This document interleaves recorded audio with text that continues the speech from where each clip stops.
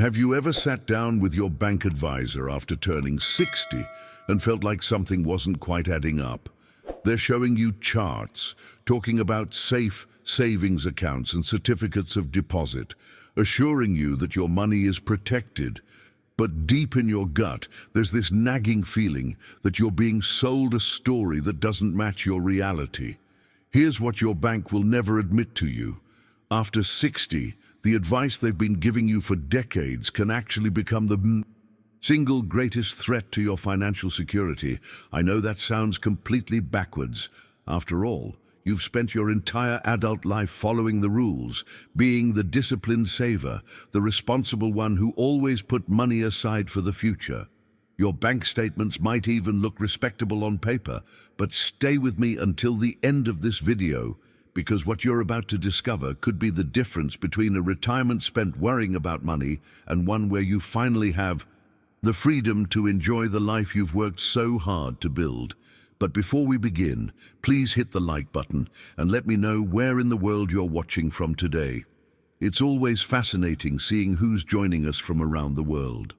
And if you haven't already, make sure to hit that subscribe button and turn on the notification bell so you don't miss any of our future videos. Here's the uncomfortable truth that the banking industry desperately hopes you never figure out. Somewhere, around age 60, the entire financial game changes beneath your feet, and most people don't realize it until it's too late. The strategies that worked brilliantly when you were 35 or 45, that steady, conservative approach of funneling money into traditional savings accounts following your bank's standard retirement advice, these same strategies become dangerously inadequate once you cross into your 60s. Has this ever happened to you? You walk into your bank, sit down with someone who seems knowledgeable, and they recommend products that sound safe but offer returns that barely keep pace with inflation, if at all. What your banker isn't telling you is that they're operating from a playbook designed for a completely different stage of your financial life. When you were younger, yes, safety and steady accumulation made perfect sense. You had time on your side. A market downturn at 40, you could recover. A conservative approach that grew slowly, you had decades for that growth to compound. But after 60, everything shifts. Time transforms from your greatest ally into your most formidable adversary. The margin for error shrinks dramatically. And yet, your bank keeps giving you the same advice they gave you 20 years ago, because frankly, that advice serves their business model, not your retirement reality. What you're about to discover might surprise you, but the numbers don't lie.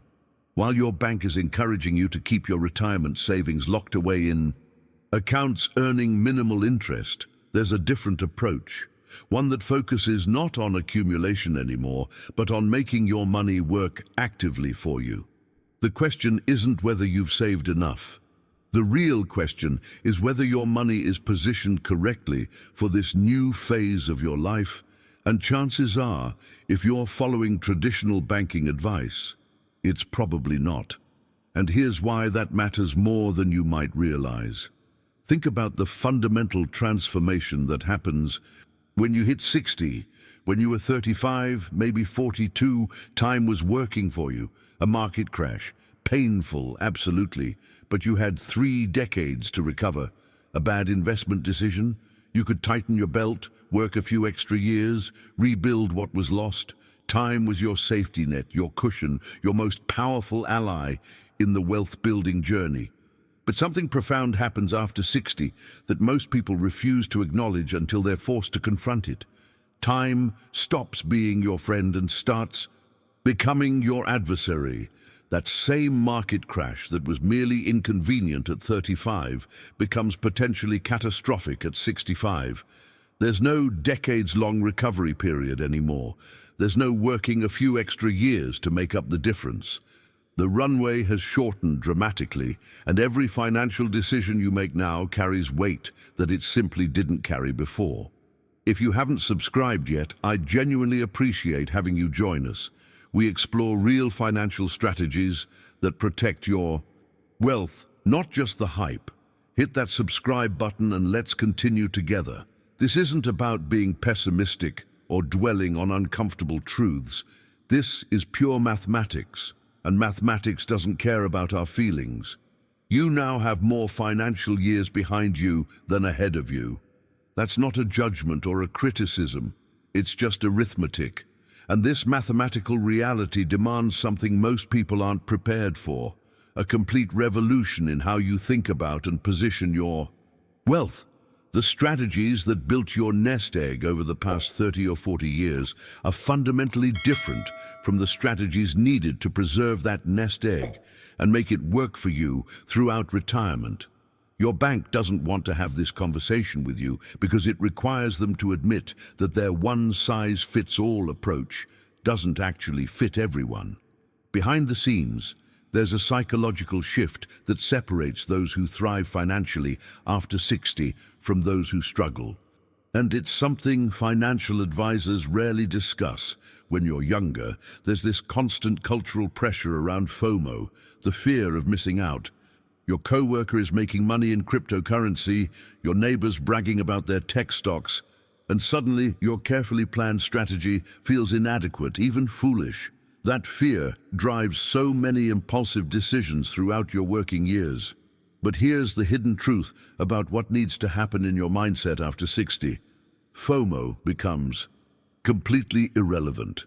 What should genuinely terrify you now isn't missing opportunities. It's what I call FBO, the fear of blowing out. This transformation in thinking might sound subtle, but the impact on your financial decisions is absolutely massive.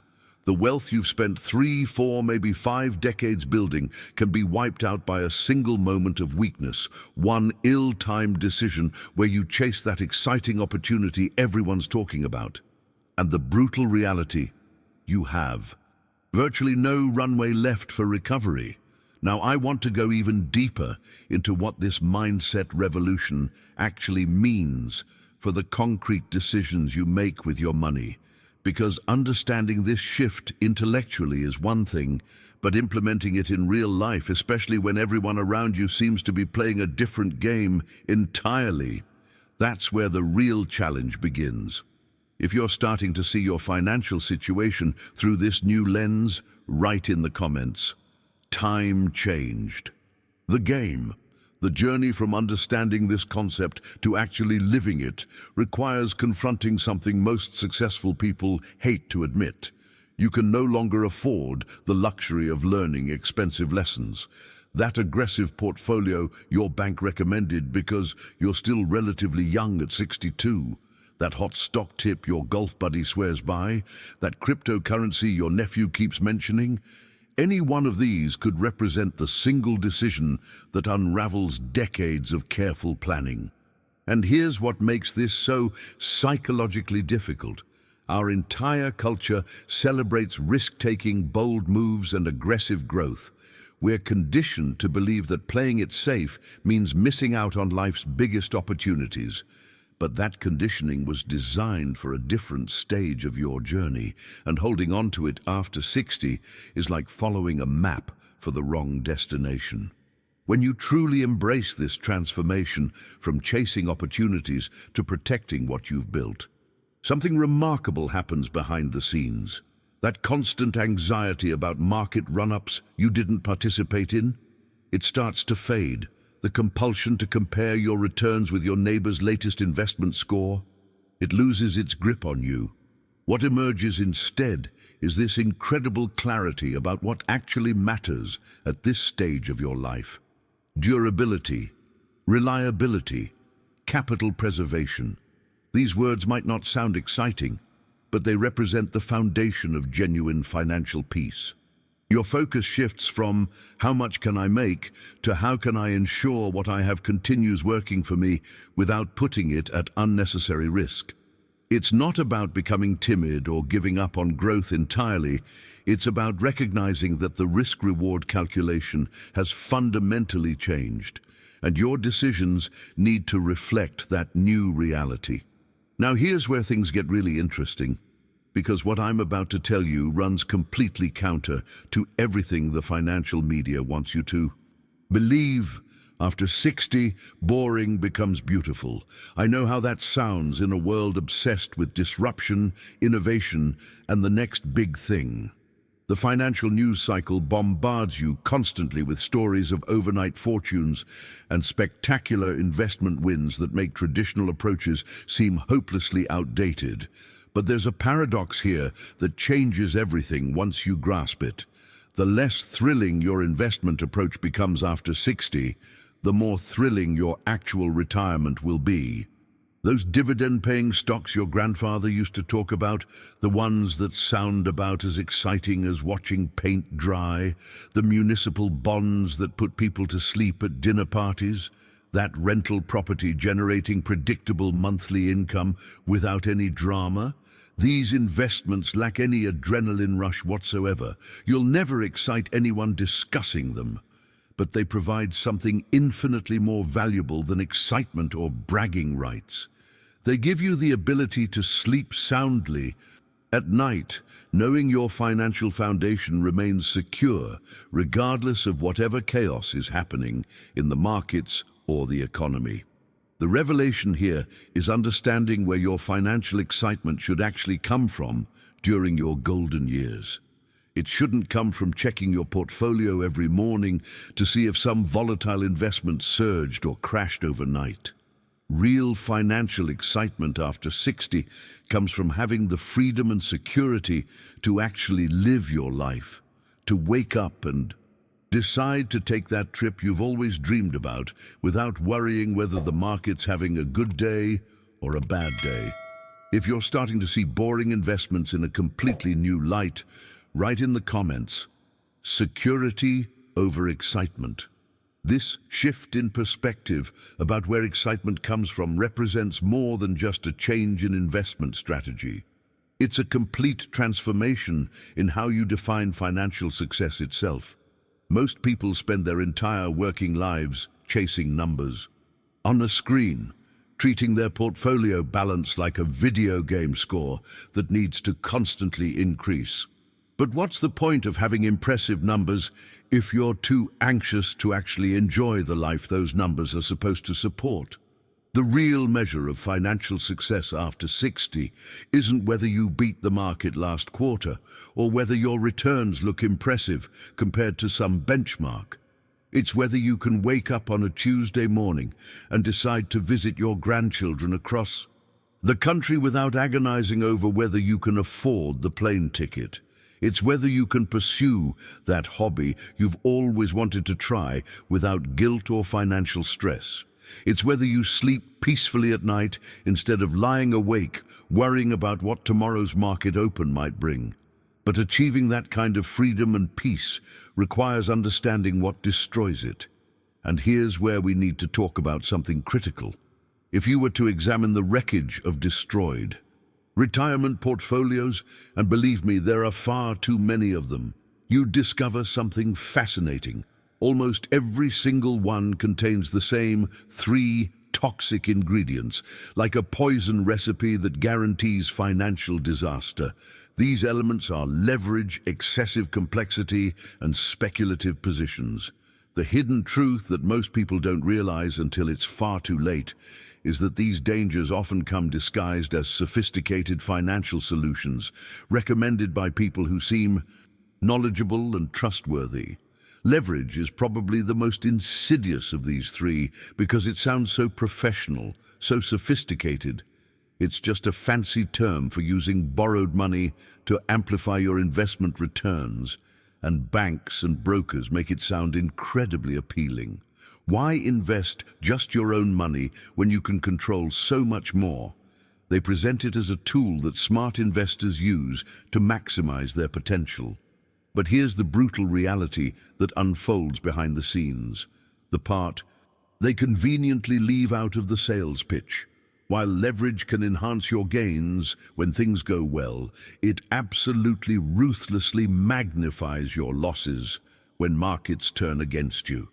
A downturn that might be uncomfortable and manageable for someone investing only their own capital becomes an absolute catastrophe when debt is involved. After 60, when your timeline for recovery has shrunk dramatically, This amplification effect transforms what should be survivable setbacks into extinction-level events for your portfolio. One market correction combined with leverage can wipe out not just your gains, but your principal, and potentially leave you owing money you don't have. The impact of this is devastating because it's not just about losing money. It's about losing your independence, your security, your peace of mind, everything you spent decades building. Now, I want to go even deeper into the other two toxic ingredients that your bank might be exposing you to without you even realizing it, because understanding these dangers is the only way to protect yourself from them. If you're recognizing these risks in your current financial situation, write in the comments, "Protection matters most."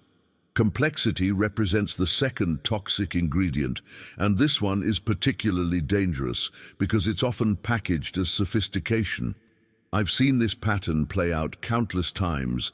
Someone gets sold on what sounds like a cutting-edge financial product, something with multiple layers and moving parts, structured notes, exotic derivatives, complex annuities that even the person selling them barely understands. The sales pitch sounds impressive, full of technical jargon and promises of enhanced returns with managed risk. But here's what's really happening behind the scenes. This complexity serves one primary purpose, and it's not to benefit you. It exists to obscure risk, to make it nearly impossible for you to see exactly what danger you're actually in. When you can't clearly understand what you own or how it actually works, you've lost the ability to properly assess the threat to your financial security. The transformation that needs to happen in your thinking is beautifully simple yet profound. If you can't explain an investment to a reasonably intelligent teenager in plain language, using everyday words they'd understand, then it probably has no business anywhere near your retirement portfolio. Simplicity isn't unsophisticated. After 60, simplicity is survival. But before we begin, please hit the like button and let me know where in the world you're watching from today. The third ingredient in this toxic mix is what I call speculative positions. And these are perhaps the easiest to spot, yet somehow still manage to creep into retirement portfolios with alarming frequency. These are the gambles, the moonshots, the "this could really take off" investments that absolutely belong in a young person's portfolio, where they're playing with money they can afford to lose and have decades to recover from mistakes. But they have zero place in the foundation of your retirement security. What should be protected and preserved gets treated like casino chips. And the impact of that decision becomes devastating when you no longer have the luxury of decades to rebuild what's lost. Your bank might frame these as growth opportunities or high-potential investments to balance your portfolio, but what they're really doing is exposing your retirement security to unnecessary risk at precisely the stage of life when you can least afford it. Now, here's something that might surprise you, because it's not about markets or investment products at all. There's a psychological factor that destroys more retirement wealth than market crashes or bad economies ever could, and it's something most financial advisors never even discuss. It's envy. And what makes this emotion particularly insidious is that, unlike other destructive behaviors that at least provide some momentary pleasure or excitement, envy delivers nothing but pure misery while simultaneously wrecking your financial decisions. Your neighbor mentions their cryptocurrency windfall at a backyard barbecue. Your brother-in-law casually drops hints about the killing he's making in some tech stock. Your golf partner seems to have an inside track on investments that are doubling and tripling. Suddenly, your carefully constructed, appropriately conservative strategy feels inadequate, maybe even foolish. You start questioning decisions that were perfectly aligned with your goals just days earlier. This is the exact moment where decades of disciplined investing can be abandoned in just a few weeks of weakness, all because you're chasing returns that other people claim to be getting. Now, I want to go even deeper into why this comparison trap is so dangerous and what the revelation is that can finally free you from its grip, because understanding this might be the single most important shift in perspective you make. If you've ever felt that twinge of financial envy, write in the comments, "My journey, not theirs." The revelation that changes everything is understanding that your neighbor's financial journey has precisely zero impact on your ability to meet your own retirement goals. Think about that for a moment. Whether your brother-in-law made a fortune in cryptocurrency or your golf buddy tripled his money in some tech stock, none of that changes what you actually need to live comfortably and securely. Financial independence isn't a competition with rankings and prizes for whoever finishes first. There's no trophy waiting for you if your portfolio outperforms everyone else's at the country club. What matters is having enough to support the life you want to live with sufficient security to weather whatever storms inevitably come your way. The comparison game is a trap that serves no purpose except to push you toward increasingly risky decisions at precisely the stage of life when you can least afford mistakes. The transformation that occurs when you stop viewing retirement as a race against others represents one of the most liberating shifts you'll ever experience. For most of your working life, there's been this constant scoreboard mentality running in the background, comparing salaries with colleagues, comparing houses with neighbors, comparing investment returns with friends at dinner parties. It's exhausting, and more importantly, it's completely counterproductive to your actual financial well-being. But something remarkable happens the moment you genuinely embrace the idea that your retirement is your unique path, not a competition with anyone else. That anxiety that used to grip you every time the market dipped while everyone else seemed to be making money. It starts to fade. The compulsive need to check your portfolio balance multiple times a day to see how you're doing compared to some imaginary standard. It begins to diminish. You stop lying awake at night, wondering if you should have bought what your friend was talking about at that weekend gathering. What emerges in place of all that stress is something I call financial sovereignty. And this concept goes far deeper than just feeling better about your money. Financial sovereignty is the ability to make decisions based entirely on your personal circumstances, your specific needs, your individual timeline, rather than constantly reacting to external pressures or trying to keep up with what everyone else seems to be doing. This mindset shift doesn't just improve your peace of mind, though that alone would be worth it. Behind the scenes, this transformation fundamentally improves your actual investment decisions because you're no longer making choices through the distorted lens of comparison and competition. When you're freed from that trap, you can see clearly what you actually need. Maybe you don't need spectacular returns because you've already saved enough, and what you really need is stability. Maybe you can accept slightly lower yields in exchange for dramatically reduced risk and better sleep at night. These are the kinds of nuanced personal decisions that become possible only when you've liberated yourself from measuring your success against other people's journeys. Now, I want to go even deeper into a strategy that embodies this patient, non-competitive approach, one that runs completely counter to the frenetic trading mentality your bank might be encouraging.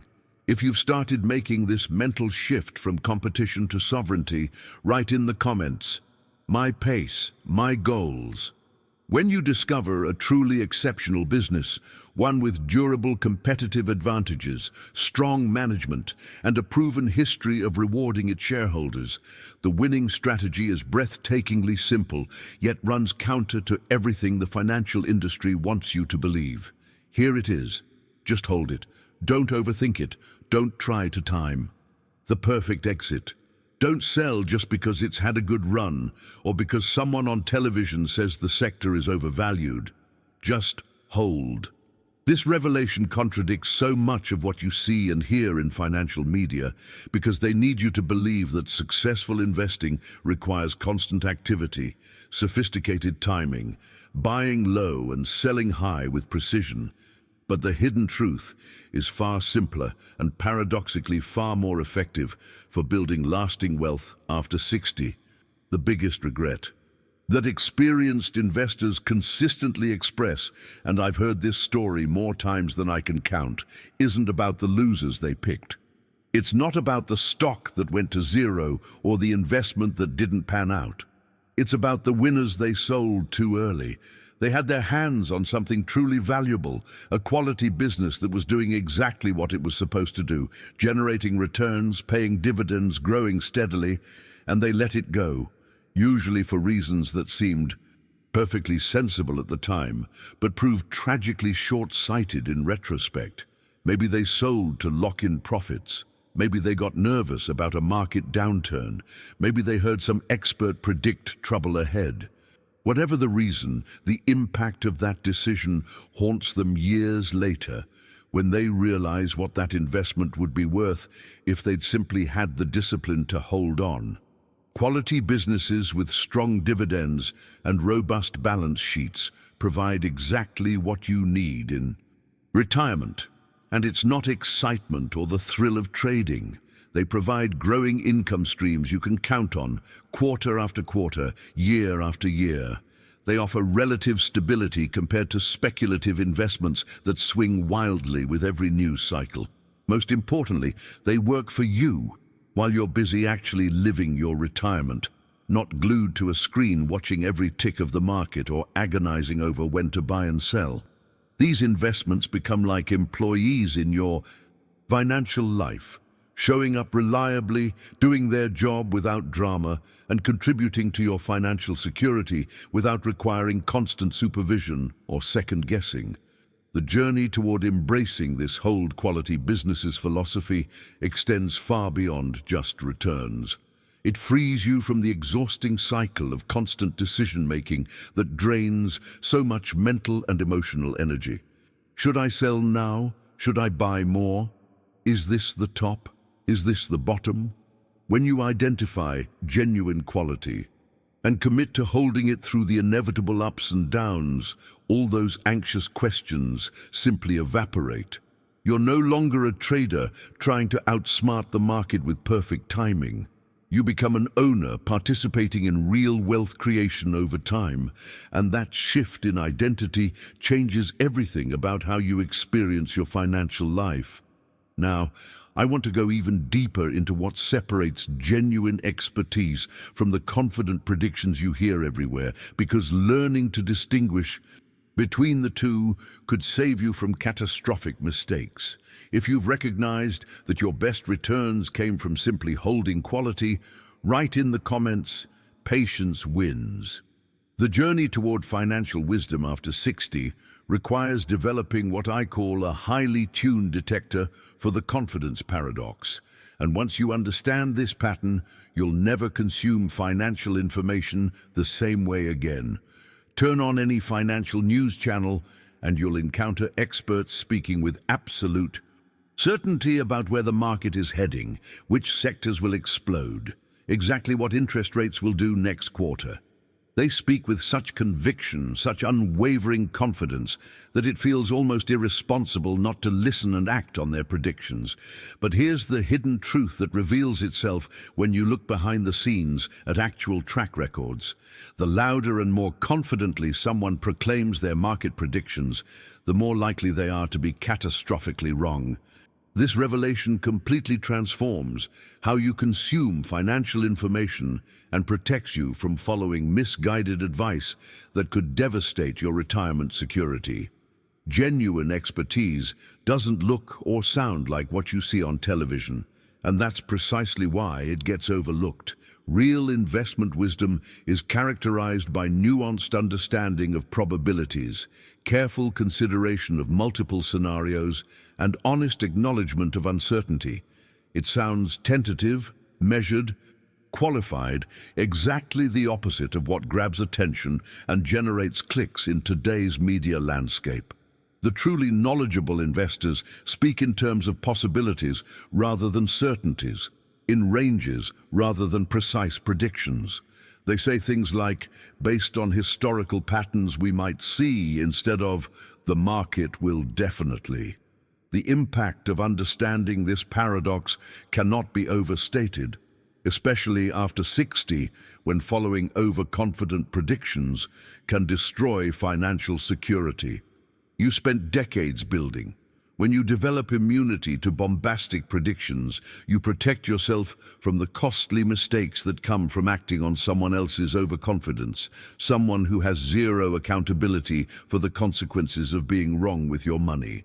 Now here's perhaps the most fundamental mindset transformation that determines financial outcomes after 60, and it's something your bank will never discuss with you because it threatens their entire business model. It's the shift from employee thinking to owner thinking. Most people spend their entire careers optimizing for the wrong things, chasing promotions, corner offices, impressive job titles, company cars, all the status symbols that come with climbing the corporate ladder. There's nothing inherently wrong with career advancement, but here's the brutal reality that becomes painfully clear in retirement. Titles don't compound. Ownership does. This distinction represents a complete revolution in how you think about wealth building. Employee thinking asks questions like, how do I impress my boss? What title can I achieve? Owner thinking asks fundamentally different questions. Do I own anything that works for me when I'm not working? What assets am I building that will generate income regardless of my time or effort? The transformation between these two mindsets often determines whether someone retires comfortably or struggles despite decades of high income.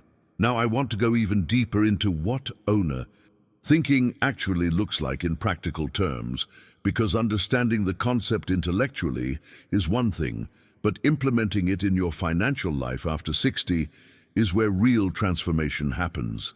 If this shift in thinking is resonating with you, write in the comments, assets over titles. Consider the real-world impact of this shift from employee to owner thinking, because the difference isn't subtle. Real estate that generates monthly rent checks doesn't care whether you're at your desk, working or on a beach somewhere enjoying your retirement. Dividend-paying stocks send you quarterly payments, whether you're actively managing them every day or sleeping soundly at night without a care. Business stakes or partnerships continue producing income streams even when you're spending time with grandchildren, pursuing hobbies you never had time for during your working years, or simply doing nothing at all. These ownership positions work tirelessly on your behalf, compounding and growing while you actually live your life. They don't require you to show up, impress anyone, or prove your worth every single day. They just produce reliably and consistently, which is exactly what you need after 60. The transformation from chasing titles and status to building ownership might be the single most important financial decision you make, and it requires brutal honesty with yourself. Ask yourself right now, have you been collecting impressive credentials and status symbols, things that make you look successful but don't actually generate income when you stop working? Or have you been systematically building assets that will support you when the paychecks stop coming? This isn't about judgment or regret over past decisions. It's about recognizing where you are today and making different choices going forward. Your bank wants you focused on their products and services, on accumulating balances in accounts that benefit them more than you. But owner thinking redirects your energy toward building things that outlast your active working years and create genuine financial independence. Now here's a perspective shift that separates financially secure retirees from those who struggle, and it's rooted in understanding one profound historical truth that most people never internalize. Prosperity is not the default setting of economic life. Think about what that means for a moment. We tend to view recessions and downturns as temporary disruptions in an otherwise smooth upward trajectory, as if growth and expansion are the natural state and anything else is an aberration. But when you look at economic history with clear eyes, you see something quite different. A natural pendulum that swings between periods of growth and contraction, sometimes gently and predictably, sometimes violently and without warning. This historical awareness fundamentally changes how you assess risk and position your wealth after 60.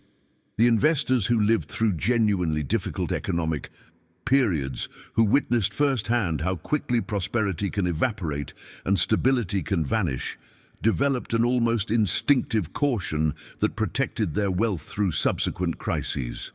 They understood behind the scenes that good times never last forever, and neither do bad times. But more critically, they recognized that when you're over 60, you need to be positioned for whatever comes next, not just optimistically assuming the best-case scenario will unfold indefinitely. Now, I want to go even deeper into what this historical perspective means for your actual financial positioning, because it's one thing to acknowledge economic cycles exist, and quite another to structure your retirement around that reality. If you're recognizing the importance of preparing for all economic scenarios, write in the comments, "History teaches caution." The impact of this mindset becomes especially critical when you consider how much of modern investing advice is built on blind optimism. Key. Financial industry essentially operates on the assumption of perpetual growth, continuous expansion, endless prosperity. But economic reality doesn't work that way, and history proves it repeatedly. When you truly grasp that economic conditions fluctuate cyclically and sometimes severely, you naturally start building in protections that others completely ignore. You maintain larger cash reserves than your bank might recommend because you understand that liquidity matters when markets freeze up. You diversify not just across different investments, but across different economic scenarios, positioning yourself to weather both inflation and deflation, growth and recession. You don't bet everything on the assumption that growth will continue indefinitely, because you've internalized the lesson that assumptions about the future, no matter how reasonable they seem, can be catastrophically wrong. This journey toward building defensive protections into your financial life isn't about becoming pessimistic or paranoid. It's about acknowledging reality and acting accordingly. Your bank wants you fully invested at all times because that's how they maximize their fees and profits. But what's good for their business model isn't necessarily what's good for your retirement security. The transformation here is recognizing that cash isn't trash, as some financial advisors dismissively claim. Cash is optionality. Cash is the ability to act when opportunities arise during market dislocations. Cash is peace of mind, knowing you can handle emergencies without being forced to sell investments at the worst possible time. Now here's something that might sound completely counterintuitive, given everything you've been taught about projecting confidence and demonstrating expertise. The three simple words, "I don't know," become an absolute superpower when applied to investment decisions after 60. This revelation runs completely counter to how most successful people are wired. You've spent your entire career being rewarded for having answers, for demonstrating knowledge, for projecting confidence, even in uncertain situations. The admission of ignorance feels like weakness, like failure, like something to avoid at all costs. But here's the hidden truth about successful investing that separates those who preserve wealth from those who destroy it. Investing isn't about being a know-it-all who has an opinion on everything. It's about recognizing precisely what you don't understand and having the discipline to avoid those areas entirely, protecting yourself from costly mistakes born of ignorance disguised as knowledge. Think about the journey most people take with complex investments. Someone presents them with an opportunity in an area they don't really understand. Maybe it's a sophisticated financial instrument they can't quite grasp, a business model that seems interesting but remains fuzzy in their mind, or a technology sector they've heard about but don't truly comprehend. Instead of simply saying, "I don't know enough about this to invest my retirement savings in it," they feel pressured to form an opinion, to make a decision, to not appear ignorant or unsophisticated. That pressure, that unwillingness to admit the limits of their understanding, leads directly to catastrophic investment decisions. Now, I want to go even deeper into what happens when you give yourself permission to embrace those three powerful words, because the transformation extends far beyond just avoiding bad investments. If you're recognizing the power of intellectual honesty, write in the comments, "Clarity over certainty." The transformation that happens when you embrace "I don't know" is liberating in ways you might not expect. By saying those three words without shame or embarrassment, you naturally avoid betting your retirement savings on things that fall outside your circle of competence.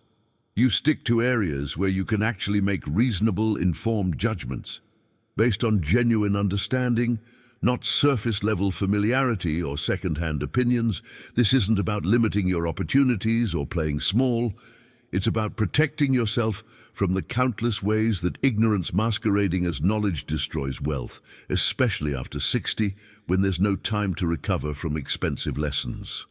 The impact of this approach creates mental space for deeper thinking in areas where you do have real insight. Instead of spreading your attention across dozens of things you barely understand, you can focus on the handful of investment types where you've developed genuine competence through experience and study. Now, here's where everything we've discussed crystallizes into practical wisdom you can actually apply.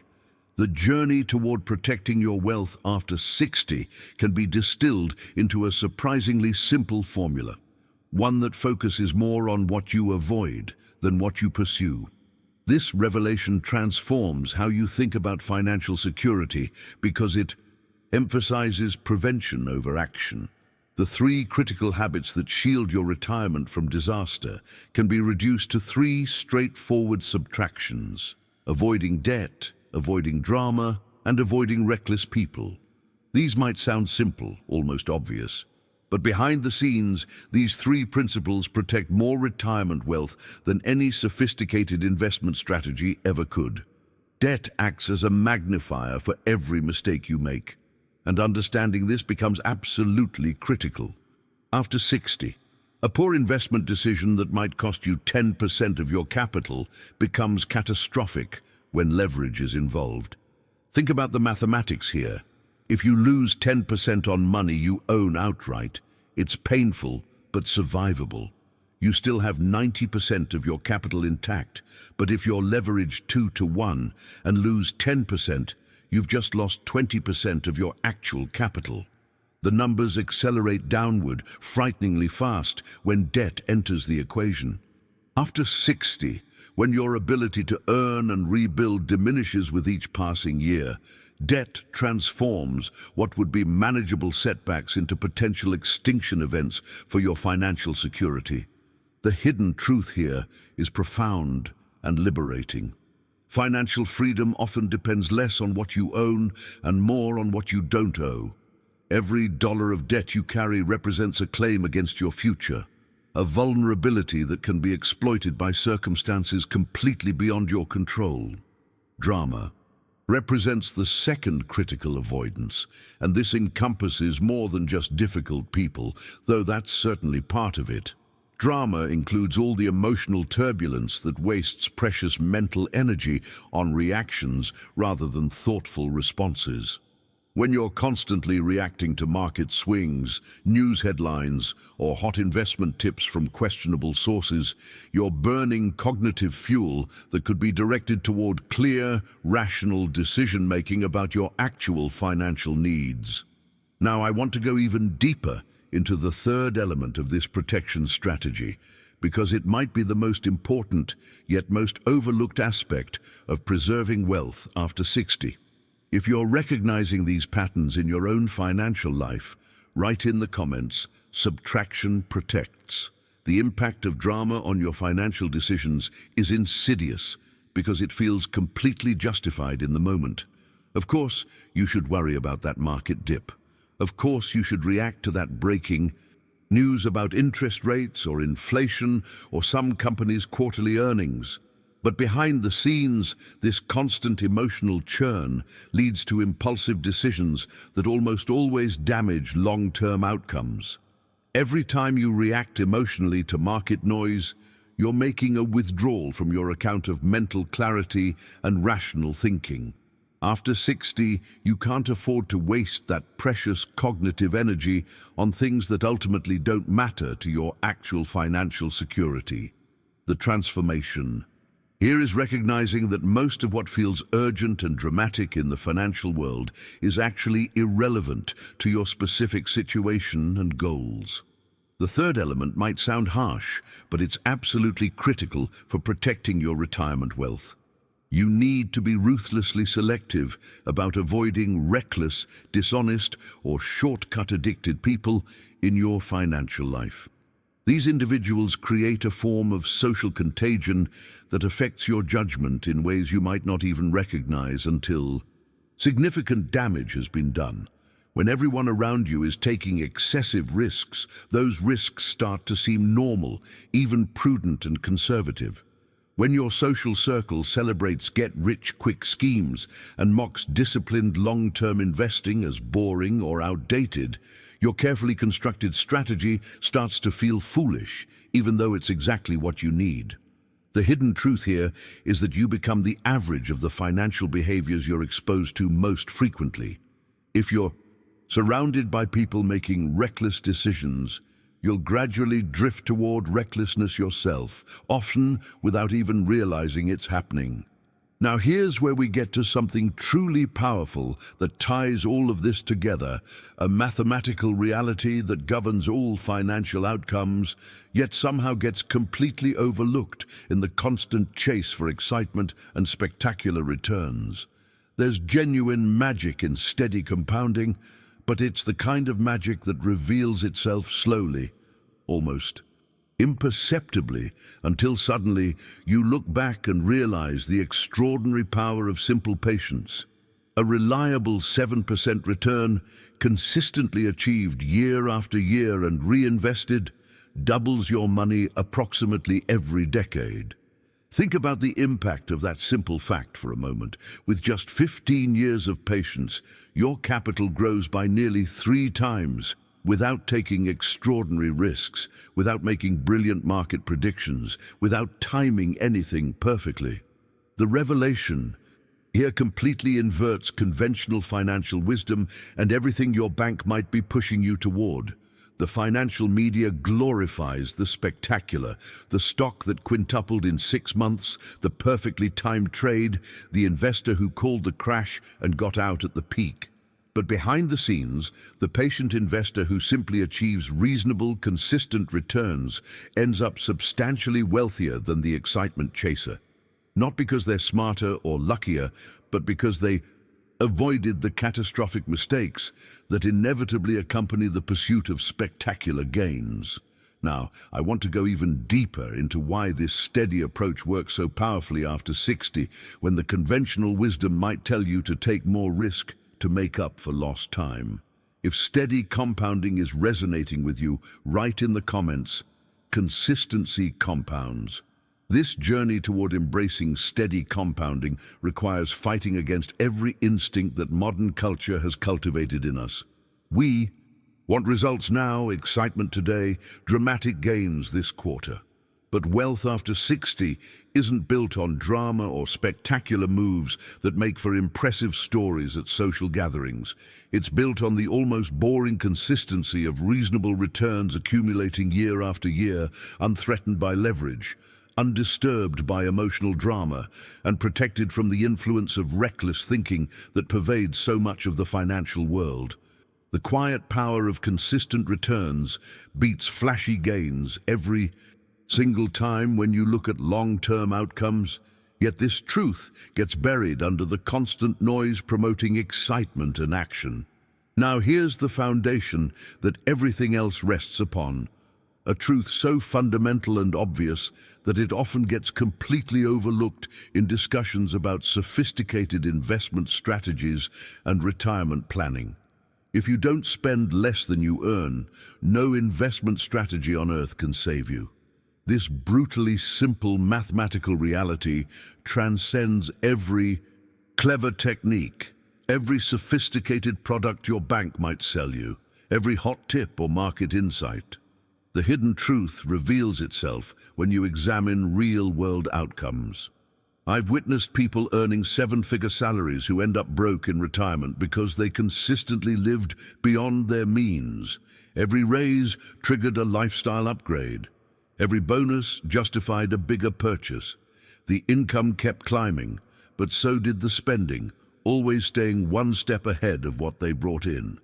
Meanwhile, modest earners with disciplined spending habits retire in genuine comfort, not because they made brilliant investments, but because they understood and respected this fundamental arithmetic. The impact of this realization becomes transformative when you start viewing every dollar through a different lens. Each dollar you don't spend isn't just money saved sitting idle in an account. It becomes a soldier in your financial army, working tirelessly on your behalf to produce more dollars. Through investment returns, that $100 you didn't spend on an unnecessary purchase doesn't just remain as $100. It becomes $100 generating returns, which generate more returns, compounding year after year in a virtuous cycle that accelerates the longer it continues. This journey toward living below your means requires fighting against massive cultural pressure. We're constantly bombarded with messages encouraging consumption, lifestyle inflation, keeping up with peers who seem to have it all. The entire advertising industry exists to convince you that happiness and fulfillment lie just one purchase away. But here's the revelation that changes everything about how you think about spending and saving after 60. The greatest obstacles you face in achieving financial security aren't technical or strategic. They're psychological. The principles that lead to financial independence aren't complicated or mysterious. Spend less than you earn. Avoid debt. Invest in quality assets and hold them. Don't chase excitement. Stay within your circle of competence. These guidelines are remarkably straightforward, almost embarrassingly simple. But they require something far more difficult than technical knowledge or market expertise. Now, I want to go even deeper into why the psychological battle is what actually determines your financial future, because understanding this might be the breakthrough that changes everything. If you're recognizing this truth, write in the comments, mind over market. They demand emotional discipline to follow common sense guidelines, even when everyone around you is doing the opposite. When your neighbors are leveraging themselves into bigger houses, when your friends are bragging about speculative gains, when the financial media is screaming about opportunities you're missing, that's when you need the psychological strength to stick with your plan. The battle for your financial future isn't fought primarily in the marketplace or in your bank's investment products. It's fought in the mirror. Every day, you face decisions about whether to maintain discipline or give in to impulses, whether to stay the course or chase what seems exciting, whether to protect what you've built or gamble on building it faster. These decisions happen internally, in that space between stimulus and response, where your character and discipline either hold firm or crumble. If you've stayed with me through this entire journey, you've just absorbed insights that most people spend decades learning the hard way, or worse, never learn at all. The fact that you're still here tells me something important about you. You're serious about protecting what you've built and making intelligent decisions about your financial future after 60.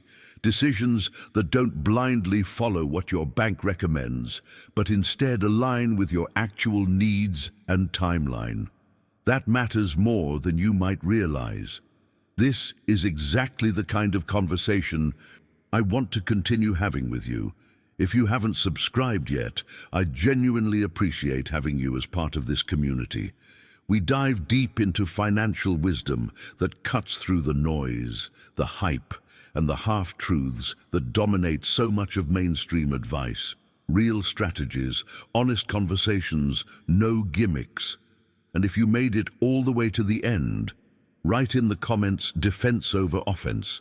So I know these ideas are resonating with people who are willing to think differently about their retirement years.